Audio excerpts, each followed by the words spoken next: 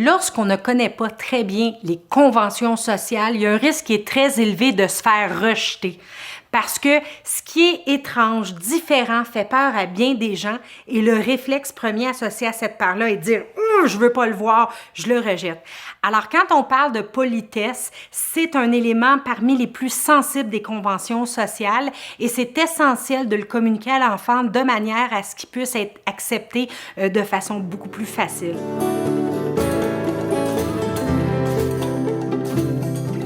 Un enfant qui respecte les règles de politesse de base a beaucoup plus de chances de se faire des amis plus facilement, d'être intégré à un groupe ou de gagner le respect des adultes qu'il rencontre.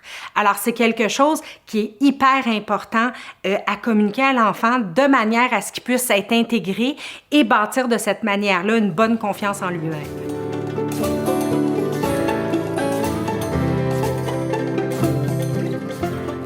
Il y a toujours une certaine flexibilité sur la manière d'être poli. L'important, c'est de respecter les conventions de base, mais je suis pas toujours obligée d'être poli de façon verbale. Je peux dire « bonjour, monsieur ».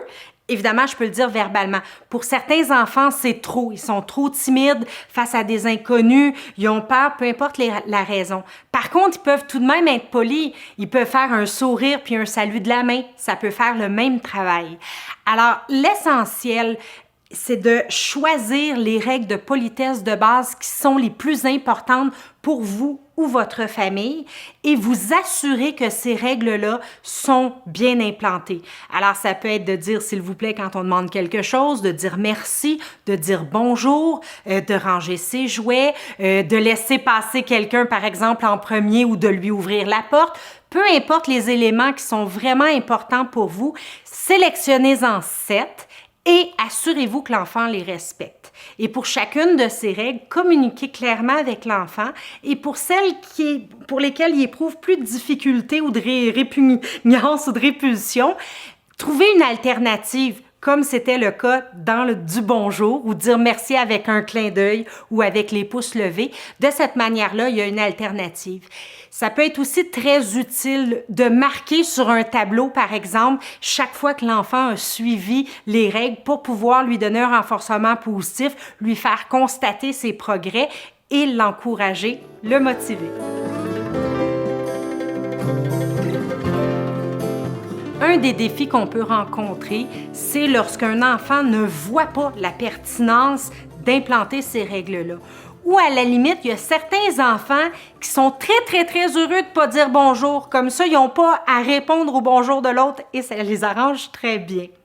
Dans ce cas-là, c'est très important de passer du temps à parler avec l'enfant et trouver des situations, peut-être pas dans le même élément comme le bonjour, mais d'aller ailleurs, trouver des situations où lui serait blessé, de ne pas recevoir l'attention ou de ne pas être traité comme il le considère adéquat.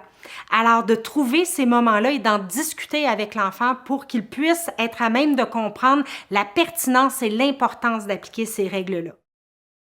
La politesse, en fait, c'est un lubrifiant social très efficace. Ça rend les communications plus faciles, l'entrée en relation moins complexe et ça donne un sourire à tout le monde. Alors, ça fait de mal à personne, c'est tout bénéfice, reste à le faire comprendre à l'enfant.